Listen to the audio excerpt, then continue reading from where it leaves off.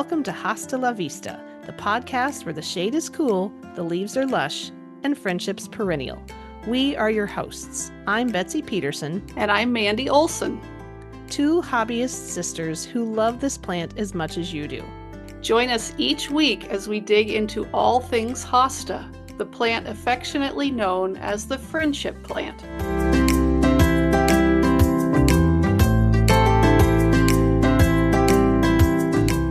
Garden fans, back in August, our very own co-host Mandy had an opportunity to take a once-in-a-lifetime trip to the Pacific Northwest, and while there, took a detour several hours out of the way to visit an iconic Hosta nursery. That's right. They cultivated a sprawling 4-acre display garden and a business that's world-renowned for its vast collection of hostas, ferns, and epimediums. Their work has inspired countless gardeners, and their expertise is second to none. We are so excited to welcome Kirk Hansen of Sebright Gardens. Welcome, Kirk. Thank you. Well, your journey to establishing Sebright Gardens is a fascinating one. Would you like to tell us the history of Sebright? Sure. Yeah, there's a long history there. It actually Sebright Gardens came off of Mid-America Garden, and Mid-America Garden actually started in Oklahoma City in 1981. And they moved out to, they had a lot of struggles with growing iris. Their focus was irises, but they also did daylilies and different types of iris, as well as the hostas. The hostas performed really well for them in Oklahoma, but the irises and other plants were struggling there with the climate. So they moved out to Oregon. The business, Mid-America Garden, moved out to Oregon in 1998. I got involved with the nursery in 2002, and Sebright was a branch off of Mid-America Garden because of the hostas were here, but they were just sitting here, and they were like a side part of Mid-America's mail order business, where in Oklahoma City, it was a walk-in business as well as mail order for the hostas. So the hostas were just kind of sitting here doing nothing, basically. So that's when Sebright branched off from Mid-America to focus just on hostas at the time. Nice. Interesting. So, which of you had the Hosta love to start that new branch of Mid-America? Oh, both Thomas and I did have the Hosta love. We both, it's a fantastic plant. It grows in a lot of different climates, all the way. It does okay in zone 9, but it goes. Thomas was born and raised in Alberta, central Alberta, so they even survived up in Alberta. So it's such a great plant for the hardiness and the toughness of them. Oh, yeah. So, yeah. Wow. So is that kind of we call it the hostery, your Hosta history? Was there anything from childhood or anything like that? For myself, no, I just always appreciated them and, had them. I lived in previous to Sebright Gardens, I lived in Portland at the time and had hostas in my garden there in the city, and really enjoyed them there, but I didn't really consider, my goal was to have a nursery, and I wasn't thinking hostas at the time. I was thinking more like conifers or some type of tree. Mm-hmm. Yeah. Mm-hmm. Okay. Well, Sebright Gardens is a true destination nursery. What was it about the Oregon climate that made it the perfect place to grow so many unique plants? It is a great climate here for growing a lot of plants, because you can grow a lot of the cold hardy, stuff that needs a winter chill, because we get the winter chill here, but yet it's a milder climate, so we can grow a lot more variety of different types of plants here. And so it's a nice large palette of plants that are good in our climate here in Oregon. Yeah. What zone are you in? We're in zone 8 here. Okay. Well, we understand Sebright is named after a chicken. Why the name? So it's interesting, because we were trying to come up with a name, and using our last names, there weren't really exciting last names for a name of a nursery. It's like, well, what should we name the nursery? We were coming up with trying to figure out different names, and coincidentally, it's kind of ironic here, but Hasta la Vista was actually discussed as part of using that as a name, and it was very tempting. Really? And then, yeah, exactly. Isn't that great? Yeah. I think it's a great name. So It is. anyway, we went with Sebright, and there's no A in Sebright, and we picked that because there's Mildred Sievers Hostas back in New England. She did a lot of hostas and with C in the name, SEA. So Mhm. we that the name Seabright is a breed of chicken that a bantam chicken that Sir Seabright out of England uh, produced came up with those breeds of chickens. There's a golden and a Yeah. silver Seabright. Yeah. Yeah. I So that was love that. Yeah. yeah. It's a nice cheery name, and it doesn't associate with anybody else's name, and it's yeah. I So tell you, those Brits, they have some great names. We interviewed uh Joe Rand and Todd Fussy of Lazy Toad Farm, and we asked oh them huh. about Lazy Toad, where'd the name come from? And he said they were visiting friends over in the UK, and they had a teacher friend who came home from a particularly difficult day and said, "Oh, I've just got this student who's just such a lazy toad." And the name just sort of stuck. So between that and Uh, Seabright, the Brits yeah. have some great names of stuff. They do. There's some fun names over there. That's for Well, sure.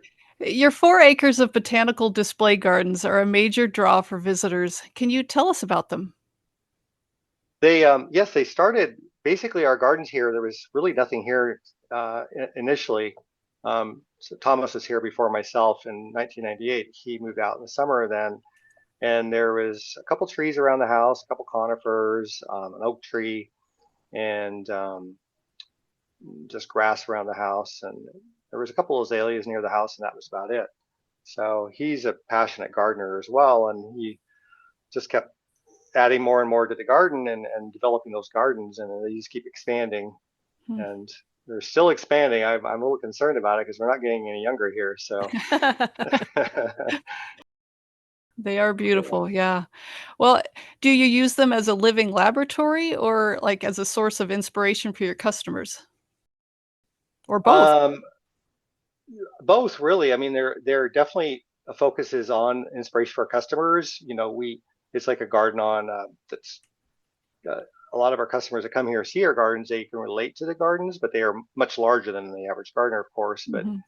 but we're gardening for not necessarily for um, design as more of just um, putting plants together that seem to work well together, that look nice together, like our own Mhm. personal taste, Mhm. which is I think important for when you're gardening is you should garden the way what drives you to garden, what you enjoy, what kind of plants you enjoy. So Yeah, working with that instead of yeah, just saying, okay, well, this is how it has to be. sure. So yeah. Huh, And then of course it gives us an idea of how evaluating plants, how well they grow, yeah. what things may be hardy here that we don't know the zone of necessarily. It's some of the rare plants here. We at one point we had plants from all 7 continents, and right now there's only the 6. There was a plant here from Antarctica, so we could say we have plants from all 7 continents. But the Oh. Antarctic plant did not like our hot summers here. Oh, no. Yeah, so it didn't survive the summer. But anyway, Uh, I didn't that's even neat. know Antarctica had plants. yeah, I didn't either Wow. until one showed up here. Like someone from another gardens came and says, you need a plant from Antarctica, so because you have plants from all other continents, so you need one from Antarctica as well. So that's how it came here. Oh Oh, my gosh. it's funny. Yeah. That's amazing. Well, a lot of our listeners are aspiring garden owners. What is the most important piece of advice you've given to a home gardener who wants to transition from a collection of plants to a design garden like yours? Well, we've found that the best thing to do is just take it one step at a time. Add the plants that you want to have in a garden. Choose those plants and place them before planting them. Place them in the area where you would like to have them and see if that would flow well. You got to keep in mind that some of them may not look as big as they really will be, and vice versa. So you keep that in mind and kind of play with that or what you like, or what kind of plants you like to put in that garden and build from there. Of course, it's better to have stuff that's taller towards the back of the garden and shorter as you get closer to the front of the garden. But keeping in mind, the different heights when you're planning out that garden. Mm. So, of your 4 acres, how is it finished, or is it just constantly a work in progress? Or It seems to be a constant work in progress. The gardens I mentioned initially that earlier that started in 1998 here they were closer to the house, near the house, around the house, and those gardens have been there for at least 20 years. Mm, They've been growing in the same place. They really need a refresh after 20 years. We need to mm, move some of the perennials around, especially the hostas. They've gotten quite large and they look great, but some of them are crowding others, and it needs to, I mean, every gardener has that. You're like, oh, geez, that plant got a lot bigger than I expected. So there's nothing wrong with digging up the clump, dividing that hosta if you'd like, and putting it where you think it would, a better place in the garden for you. So we kind of needed that ourselves here as well, close to the house. mm, Hmm. Yeah. yeah. Mandy, And you uh, and part of that question you asked also, yeah, they seem to be expanding. We keep adding more and more plants. We love plants and and just all kinds of plants. So that's Yeah. it's still expanding. yeah.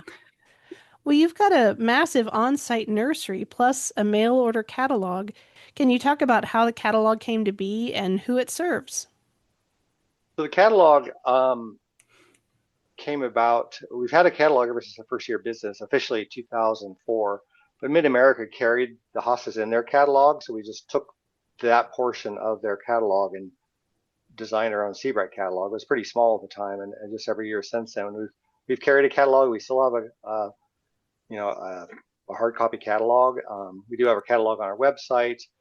About 3.5 years ago, about 3 years ago, we had a website. We've had a website for a couple decades, and the past 3 years we now have a shopping cart, actual shopping cart you could use. Before there was no shopping cart, so the catalog was essential and for people to be able to order hostas from us and plants from Mm, us through our mm. catalog. But we've carried Oh, on the catalog, even though it's not as useful as I would say as it used to be. But we still have that. It's kind of a nice thing. It's something physical that customers can have. yeah. And it's full Mhm. color, glossy pages. I mean, Yeah. you can order it from your website, right? Correct. Yes. Yeah. Yeah. Yeah. Okay. That's what Yes. I thought. Yeah. Well, you now offer over 1,000 hostas, 150 ferns, and 135 epimediums. Walk us through how you curate such an expansive collection. The yes. So when Seabright started, we just had the hostas, and of course there was a collection from Mid America from the early '80s, and we're like probably a lot of other hosta collectors. We just like every time we see a cool new hosta out there, we got to have it, and it's hard to Hmm. let go of the old ones as well. So there's a lot of great performers that are been around for a long time that are just great in the garden and great garden performers for hostas. So Yeah. it's hard to let those go. And then there's all these new cool ones that come out, so we got to have those as well. So that's how it happened.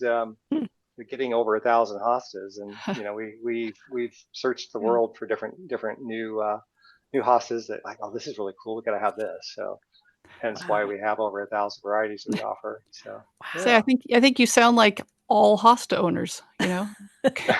Yeah. Yeah. It's difficult to pick one to get rid of. It's like, well, Yeah. it's great attribute. I Uh, need to cut back, but there's so mm, many great attributes about there a are. lot of the hostas that are out there. So, Mm, Well, and then Mandy, the ferns came about um, because of a lot of our customers, walk-in customers were like, oh, I wish you guys had ferns because ferns go so well with hostas. And mhm. where do I find ferns? And after getting asked that question a lot, that's how we branched into ferns. And same thing with ferns, like, oh, there's so many cool ferns out there in the world, and just keep adding more and more. So Mhm. yeah, go ahead. well, I was just going to say, Mandy, you were just recently at Seabright. What does the garden experience feel like to be a visitor? Well, I think it's important to realize that I'm from Kansas, and Oregon is pretty much the complete opposite of Kansas. I mean, it's just it's seriously the most beautiful state, I think.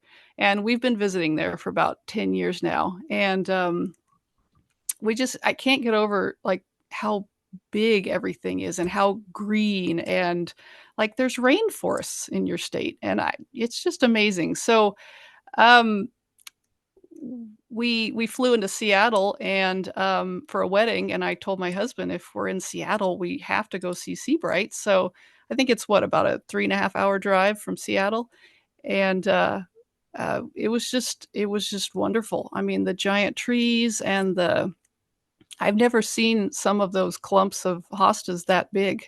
You were talking about how you need to divide them up, and I laugh because it's like for me that's like the tallest. Some of those clumps were the tallest hostas I've ever seen. I mean, it was just amazing. Is amazing, and the walkways and how you guys have designed and put stuff together. Those gardens around the house were just spectacular. My husband came to pick me up and I'm dragging him around, showing him all these giant hostas. And, he's like, oh yeah, that's great. And, it's just, we don't get them that big in Kansas. And, it was a special treat. So, when we were in Seattle, I picked up I went to a thrift store and picked up a hard sided, suitcase.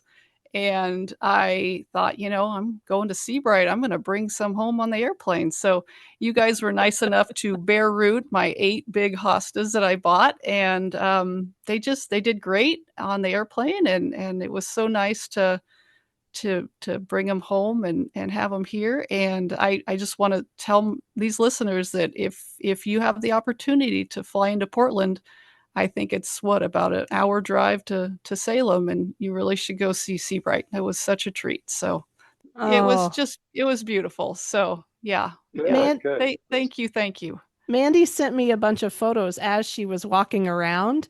Uh-huh. And like you sent a panoramic shot, Mandy, and I think you put, Yeah, this is what heaven looks like. it is. It Aw. is. Well, and I don't know what those giant trees are. Are those Douglas firs?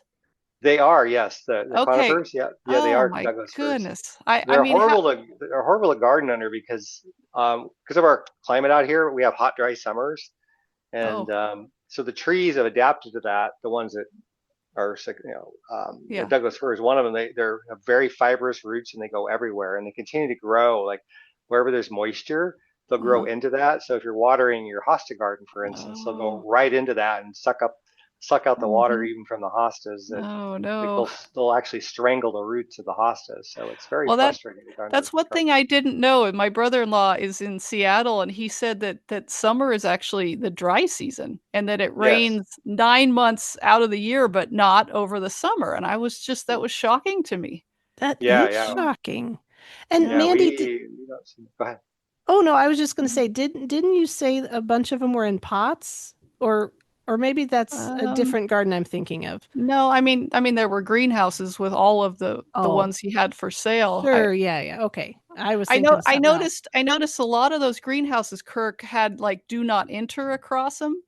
Are those like hostas that are for another season or what? They should have. There was only one. We have one sign that says "Do not enter" because people will drive up there, but the others say it should say staff only.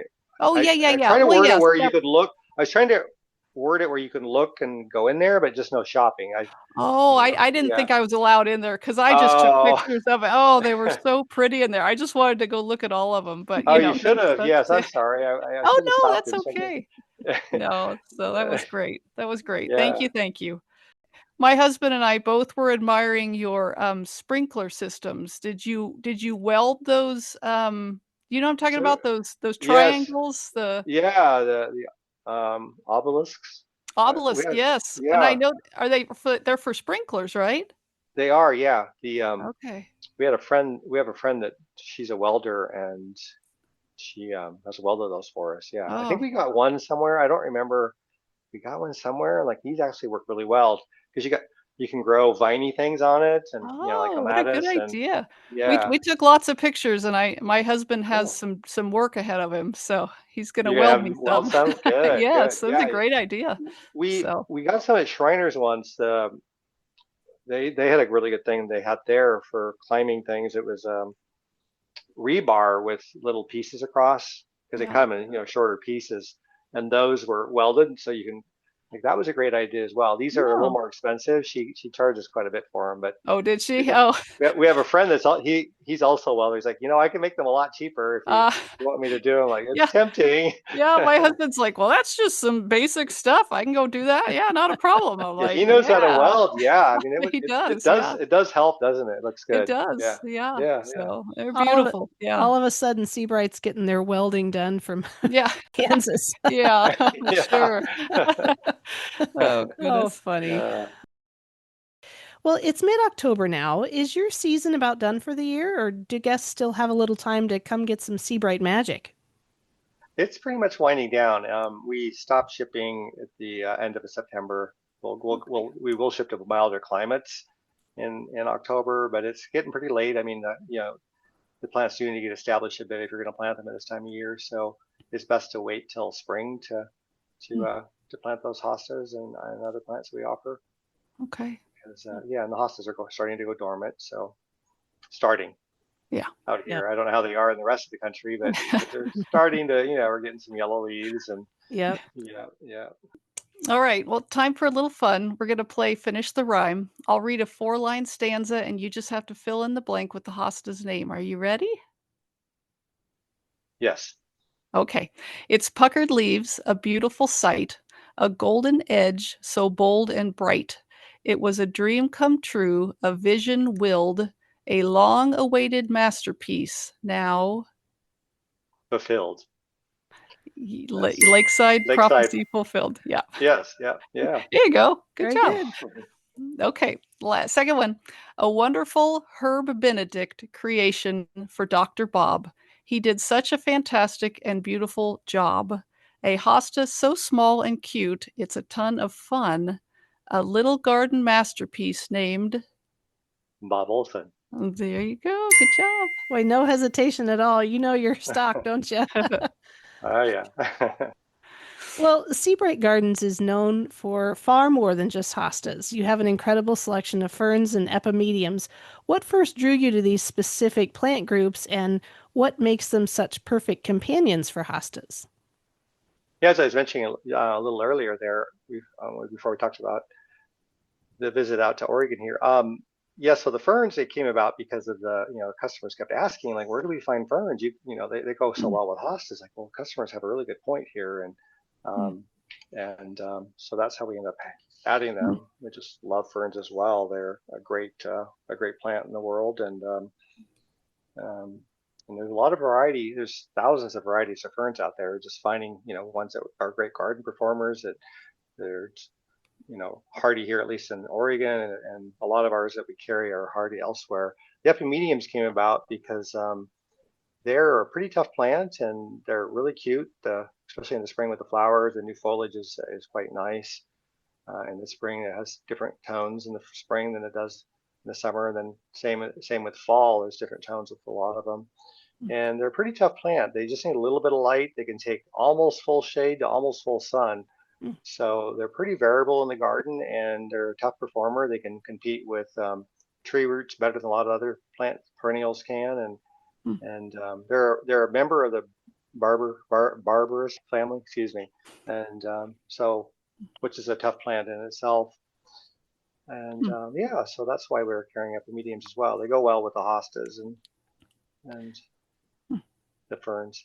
So, can epimediums tolerate a little bit more dry condition than ferns, or do they need to be just as wet They and can, yes. The first year you have them planted, you'll want to water them regularly, but they can they some varieties are very drought tolerant.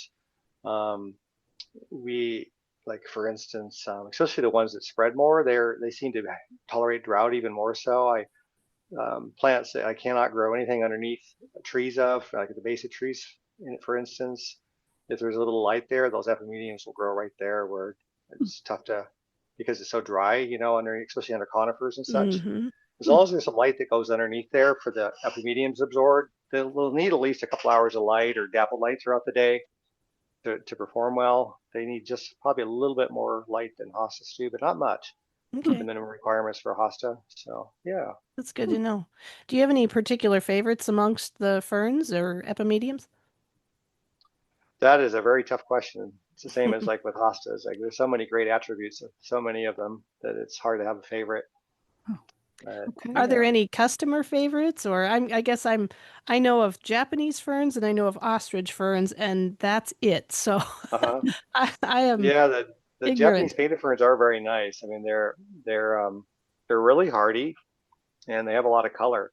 And I found that they also prefer a little bit more light than you would think. I Hmm. noticed that like they don't perform well if they're planted in full shade, but a little bit of light, like morning light, they do perform really well, and they're such a beautiful fern. And Hmm. there's a lot of different types of Japanese painted ferns out there available, Hmm. which, Okay. different colors and different heights and growth Hmm. patterns. So you can really add some color to your garden with those. So they are Okay. great. They are a great companion plant. Good. Are there any particular ones that you think beginning gardeners could try or should try? Oh, Fern wise, Yeah, just, yeah, I mean that one right there would be a great one, the Japanese painted fern, okay. or any of the derivatives. They have several. We carry several types of Japanese painted ferns, but they're all very hardy and they would grow well in a lot of different situations for you. They can take quite a bit of dry to quite a bit of wet. They just don't like soggy wet soil all the time, but Okay. they could, yeah.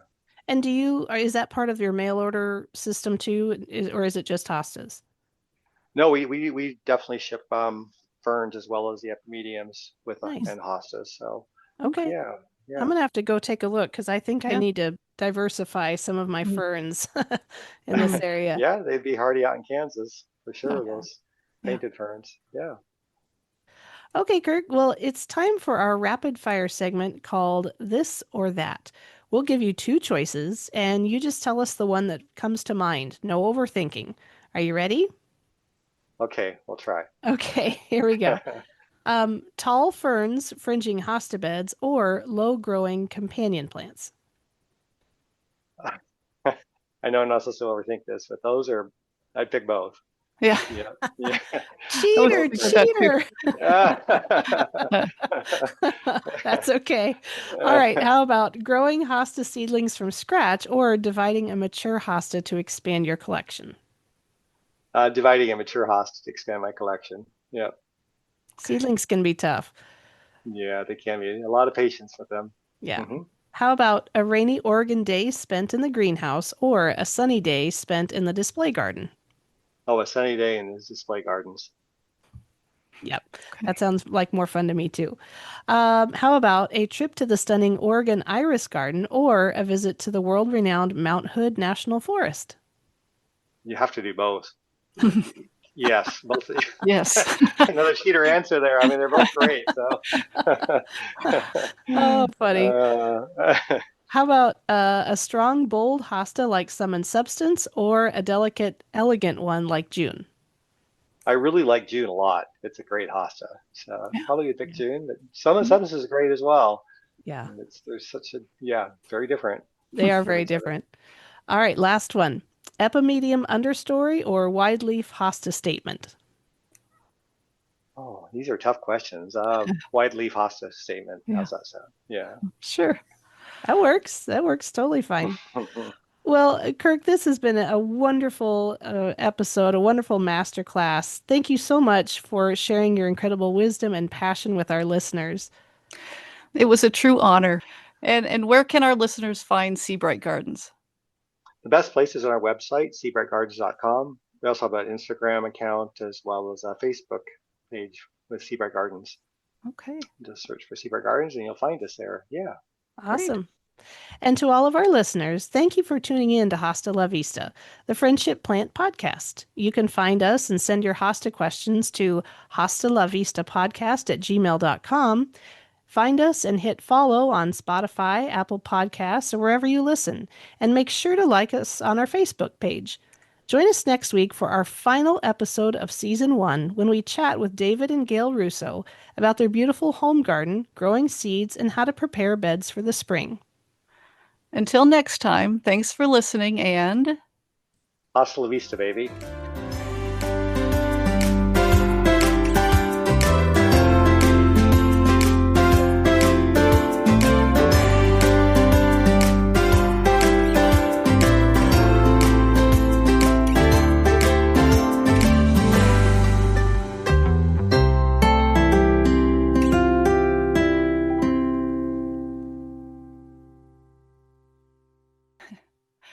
Awesome. Got it. You did it. That's awesome. Thank you so much, Kirk. You bet. Yeah, Yeah. thank you.